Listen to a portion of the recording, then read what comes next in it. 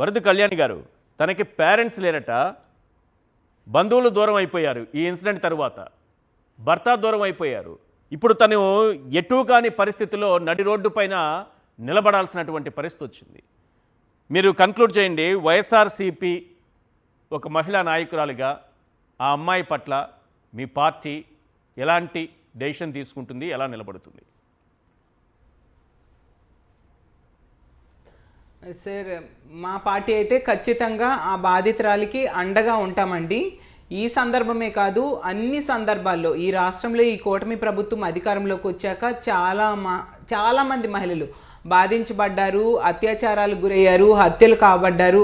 ప్రతి సందర్భంలో కూడా ఆ మహిళలు కావచ్చు, ఆ కుటుంబానికి కావచ్చు అండగా నిలబడింది ఒకే ఒక పార్టీ, అది వైఎస్ఆర్ కాంగ్రెస్ పార్టీ అండి.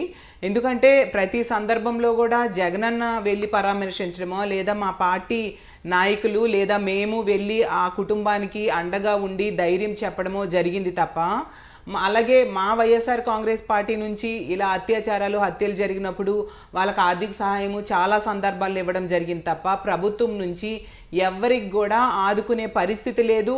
ఒక మహిళా హోంమంత్రి అయ్యి కూడా ఎక్కడా స్పందించట్లేదు సరికదా. ఆ కుటుంబానికి ధైర్యం చెప్పడమో, ఆ బాధిత మహిళకు అండగా నిలబడమో మహిళా హోంమంత్రి అయిన అనిత గారు ఏ సందర్భంలో కూడా లేని పరిస్థితి మనం చూస్తూ ఉన్నామండి. వీళ్ళు ఎలాంటి దుర్మార్గకరమైన పనులు చేస్తున్నా కూడా ప్రభుత్వం నుంచి, ప్రభుత్వ పెద్దల నుంచి అండ ఉంటుందన్న ధైర్యంతో ఈ ఎమ్మెల్యేలు ఇలా రెచ్చిపోయి బరి తెగించి చేస్తూ ఉండే పరిస్థితి మనం చూస్తూ ఉన్నామండి. దీన్ని మేము తీవ్రంగా ఖండిస్తూ ఉన్నాము. ఖచ్చితంగా ఆ బాధిత మహిళకు అండగా మా వైఎస్ఆర్ కాంగ్రెస్ పార్టీ ఉంటుంది. ప్రతి సందర్భంలో కూడా ఉన్నాము, ఇక ముందు కూడా ఉంటాము అండి.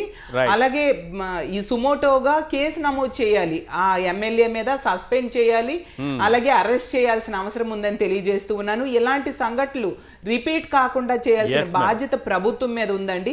వీళ్ళు ఎంతసేపు కూడా రెడ్ బుక్ రాజ్యాంగం ఎలా అమలు చేయాలి అన్న దాని మీదే దృష్టి పెడుతున్నారు తప్ప, అంబేద్కర్ రాజ్యాంగం అమలు చేయాలని కానీ, మహిళలకి ప్రజలకి రక్షణ ఇవ్వాలని కానీ దాని మీద ప్రభుత్వ పెద్దలు, ముఖ్యమంత్రి గారు అవ్వచ్చు, డిప్యూటీ సీఎం గారు అవ్వచ్చు, హోంమంత్రి గారు అవ్వచ్చు, లోకేష్ గారు అవ్వచ్చు, వీళ్ళు ఎవరు కూడా దృష్టి పెట్టట్లేదు. స్పీకర్ గారు అయితే మరీ దారుణంగా రాజ్యాంగం గురించి, నో వర్క్ నో పే గురించి ఏవేవో ప్రవచనాలు చెప్తూ ఉంటున్నారు ప్రతి దగ్గర కూడా, ప్రతి మీటింగ్లో, ప్రతి సభల్లో కూడా. మరి ఆ వ్యక్తి ఇంత దారుణం జరిగింది కదా కూటమి ఎమ్మెల్యే వలన, దీని మీద స్పందించమనండి ఆ స్పీకర్ గారికి, దీని మీద ప్రవచనాలు చెప్పమనండి అని నేను తెలియజేస్తూ ఉన్నానండి. ఎప్పటికైనా ప్రభుత్వం స్పందించి ఈ కుటుంబాన్ని, ముఖ్యంగా మహిళను ఆదుకోవాలి, అండగా నిలబడాలని తెలియజేస్తూ ఉన్నాను. రైట్. నాగమల్లేశ్వరి గారు ఒక 1 minute లో కన్క్లూడ్ చేయండి మేడం.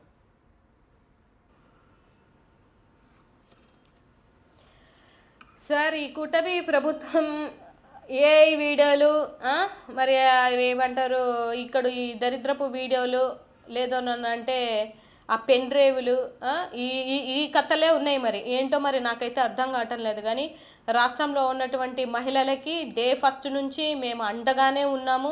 ఈ 20 నెలల కాలంలో ఎన్నో బిడ్డలకి, చిన్న పిల్లల మైనర్ బాలికల విషయంలో కూడా మేము అండగా నిల్చున్నాము.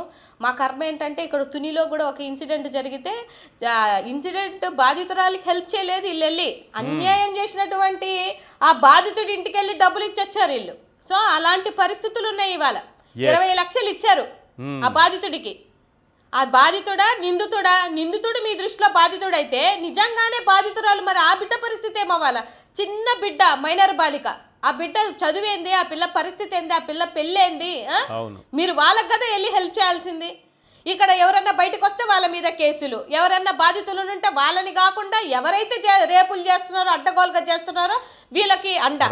ఎట్టి పరిస్థితుల్లో ఈ శ్రీధర్ మీ రెడ్ బుక్ లో లేకపోయినా కూడా మా డిజిటల్ బుక్ లో ఉంటాడు. ఎట్టి పరిస్థితుల్లో శ్రీధర్ కాదు, ఈ రాష్ట్రంలో ఉన్నటువంటి ఏ ఎమ్మెల్యేలు అయితే ఆడబిడ్డలని హింస పెట్టి అత్యాచారాలు చేసి భయపెడుతున్నారో మీ పేర్లన్నీ మా డిజిటల్ బుక్ లోకి వస్తాయి. రాబో రోజులలో జగన్ గారు వచ్చినప్పుడు మీ అందరి సంగతులు కోర్టు ముందు తేల్చేదే. ఇప్పుడు పవన్ కళ్యాణ్ గారికి చెప్తున్నాను, మీరు ఈ శ్రీధర్ని సస్పెండ్ చేస్తారా చేయరా? ఒకటే మాట.